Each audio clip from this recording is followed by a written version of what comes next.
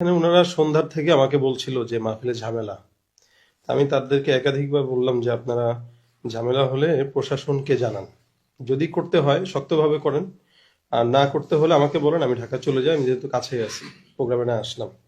তারা জানাচ্ছে বলে বলে মোটামুটি আধা ঘন্টা আমি হিয়াকু বাজারে অবস্থান করছি। এর ভিতরে অনেক মানুষ জড়ো হয়ে গেছে আমাকে দেখে, ওনারাও মাহফিলের যে দিকে যাবে, তারা বলতেছে চলেন, কোনো সমস্যা হবে না। তা আমি শুধু তাদের অপেক্ষায় ছিলাম যে যদি সমস্যা হয় আমি চলে যাব। আমি যাওয়ার জন্যই তৈরি ছিলাম, গাড়ি এদিকেই আমার মুভ ছিল, ঢাকার দিকে। এর ভিতরে ওনারা বলতেছে ঝামেলা আসবেন না, ঠিক আছে আমি রেডি। হুট করে আরেকজন যিনি আমাকে দাওয়াত দিচ্ছেন মূলত, উনি আমাকে বলতেছেন যে আমাদের প্রায় 30-40 জন যুবক চলে গেছে হুন্ডা নিয়ে, আপনি ওদের চলে আসেন, সব ক্লিয়ার হয়ে গেছে। তো যখন যুবকরা এই পর্যন্ত চলে আসছে হুন্ডা নিয়ে, তখন আমরা রওনা দিই। এবং মাঝখানে আবার গাড়ি রোধ করে বলতেছে হুজুর ওখানে নাকি ঝামেলা হচ্ছে, মানে এটা কমিটির কেউ না, এখানের একজন আলেম বলতেছে ঝামেলা হচ্ছে। তো আমি বলছি তখন আমি গাড়ি নিয়ে রিটার্ন যাই। তখন যুবকরা বললো না চলে আসছে কিসের, আমরা যদি কোনো কিছু করা লাগে, এভাবে বলতেছে জীবন দেওয়া লাগলে জীবন দেবো। আমি বলছি ভাই এটা আবেগের জিনিস না, এখানে পরিস্থিতিটা মোকাবেলা করা সবচেয়ে বড় বিষয়। আমরা পরিস্থিতিটা শান্ত হোক, পরে আসবো। এখন এতগুলো মানুষের মাঝখান দিয়ে তো আমি ঢাকায় যেতে পারি না। তো এরা আমাকে সামনে নিয়ে চললো, আর যে এলাকার নাম বলছেন ওখানে যাওয়ার পরে দেখি কিছু যুবক লাঠি আরো অনেক কিছু অস্ত্র নিয়ে দাঁড়ানো। তো ওরা গাড়িতে দরজা টোকা দিচ্ছে আমাকে বের হওয়ার জন্য, বের হন বের হন। তা আমি বের হলাম, বের হওয়ার পরে একজন গাড়িতে আঘাত দিবে। তা আমি বললাম ভাই কেউ গাড়িতে আঘাত দিয়েন না। ওপর দিকে আরেকজন বলতেছে পেট্রোল ঢাল, গাড়ি পুরা। এই বিভিন্ন বাজে বাজে কথা আর কি, গালিগালাজ। তো আমাকে বলতেছে আপনি হুন্ডায় ওঠেন। আমি বললাম গাড়িতেই যাই, হুন্ডা উঠে ঠান্ডা লাগবে, তা আপনার সাথে এখানে আমরা ভালো ব্যবহার করার জন্য আনিনি। পাশ থেকে অনেকেই যে কথাগুলো বলতেছে, তো আপনি সুন্দর মতো কথা শুনেন, আমরা আপনার গায়েও হাত দেবো না, অসম্মানীয় করবো না। আমাকে অসম্মানী না করলে আমার গাড়িতে আমাকে যেতে দেন, আপনারা আপনাদের হুন্ডায় যান। না হুন্ডাতেই উঠতে হবে। তো আমার পাশে আমার ছোট ভাই ছিল, ও বারবার মানা করতেছিল হুন্ডায় উঠবে না। তো আমার পাশে ড্রাইভার আর দুইজন সফর সঙ্গী, দুজনকেই যথেষ্ট আঘাত তারা দিল, অনেক মারলো। এর ভিতরে তারা আমাকে সেভ করতে যায়, তারা মারটা খাইছে আর কি। তো তখন আমি বললাম ঠিক আছে মারামারির দরকার নেই, হুন্ডায় উঠো। এর ভিতরে হুন্ডায় উঠলাম, আরেক জায়গায় এসে একটু ব্যাকে আসলো, এসে একটা জঙ্গলের রাস্তা দিয়ে নিয়ে গেল আর কি। তা আমি বললাম ভাই এদিকে কোথায়, আপনারা এমন জায়গায় বসেন যেখানে মানুষ আছে।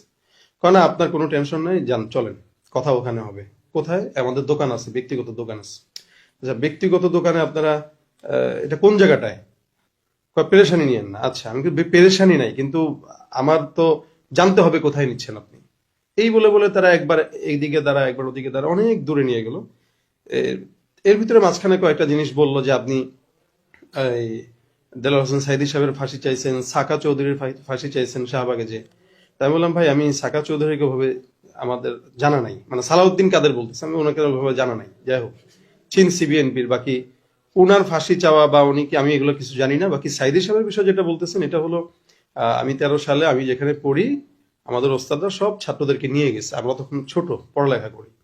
তো ওই অবস্থায় আমরা জানতামও না যে ওখানে কি হচ্ছে না হচ্ছে, আমাদের অজান্তেই ওখানে যাওয়া।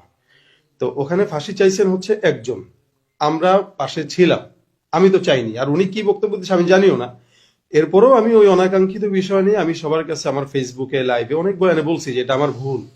যদি আমি অনাকাঙ্ক্ষিত ভাবে গেছি, এরপর আপনাদের যারা কষ্ট পাইছেন আমি ক্ষমা চাই। আর সাইদী সাহেবকে এদেশের জনগণ রাজনীতির পরিচয়ের ভিন্ন ভাবে মহব্বত করে, তো ওই জায়গা থেকে আমাদেরও মহব্বত আছে আলিম হিসেবে। তো এখানে তো ওই বিষয় তো ভাই ক্লিয়ার। ওই ইস্যুতে আপনারা আমাকে ধরবেন কেন? ইস্যু তো ছিল আমি জানি একটা সভাপতি বা প্রধান অতিথি কেন্দ্র করে। ইস্যুটা ও কেন্দ্র থেকে বাদ হয়ে আমার কাছে আসলো কেন? কয় না আপনি ওটা কেন করবেন, আপনি কেমন তাহলে কি কি কি মুসলমান, আপনি কি আলেম হয়েছেন? ভাই আমি তো এই বিষয়ে ক্ষমা চাইছি, আপনারা আমাকে ক্ষমা না করতে পারলে আল্লাহর কাছে কিভাবে আপনারা ক্ষমা আশা করেন? আর আমি মেহমান, সবচেয়ে বড় কথা। তো তারা এক জায়গায় নিয়ে যাওয়ার পরে এর ভিতরে হুট করে একজন মেম্বার গেলেন। মেম্বার যায় বলতেছেন এই কারারে তোরা কারা, কি সমস্যা, হুজুরে কে আনছে? তা আমাকে যায় পরিচয় দিলেন মেম্বার। তা আমি বললাম ভাই কি কিছু সমস্যা? আপনি আমার সাথে উঠেন, চলেন। কোথায়? চলেন। তা ওনার হুন্ডাতে আমরা আবার দুইজন উঠলাম। উনি পরে ওদেরকে কারা কারা আসছে চিনেন? ভাই আমি তো একা নতুন, তো কারো চিনি না। ঠিক আছে চলেন, আমি দুঃখিত আপনার এই কাজের জন্য। তা উনি আমাদেরকে এখানে নিয়ে আসলো, পরে আমাদের প্রশাসনের ভাইদেরকে দেখলাম, ওনারা এখানে আনলেন।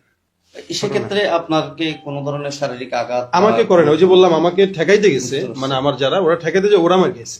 আপনার কি অ্যাজাম্পশনটা কি মনে হয়, এটাকে আসলে যেটা বললো তারা সেটা কি একটা অজুহাত, নাকি মূলত হচ্ছে তো অতিথি করা না করা, সেখানে যেহেতু আগে থেকে আপনাকে ইনফর্ম করা হয়েছে এখানে ঝামেলা হতে পারে বা ঝামেলা হবে, এই ধরনের আসলে কি মনে হচ্ছে ঝামেলা আপনার? তো মাহফিল কেন্দ্রিক মানে বা অভিজ্ঞতা কি বলে আপনার? মানে আমাদের অভিজ্ঞতায় এরকম দেখা যায় সভাপতি প্রধান অতিথি নিয়ে অনেক ঝামেলা অনেক জায়গায় হয়, কিন্তু ওই অ্যাটাক বক্তার উপরে আসে না, কারণ বক্তা তো এখানে একদমই নির্দোষ।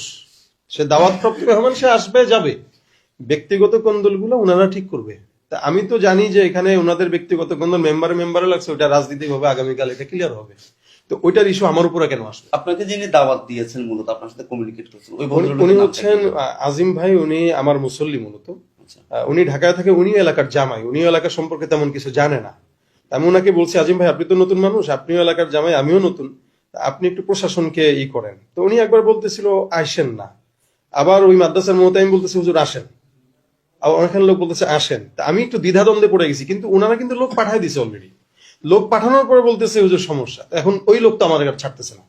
লোক 2-3 জন হইলে আমি গাড়ি ঘোড়ায় চলে যেতাম, লোক তো 40 জন। এই 40 জনকে আমি ওভারটেক করে কিভাবে যাব? তখন আমিও আটকে গেছি, ওরাও আটকে গেছে। অর্থাৎ তারা আপনাকে গতিরোধ করে একটা জায়গায় নিয়ে গেছে, হ্যাঁ। সেখানে আবার মেম্বার খবর পেয়ে গিয়ে আপনাকে জি, জি, জি। সেফলি নিয়ে আসতে পরবর্তী মনে হয় আমার সফর সঙ্গী ওই 999 আমাকে দেখাইলো, 999 ফোন দিছে, তা ওনারা পরে যে নিয়ে আসতে।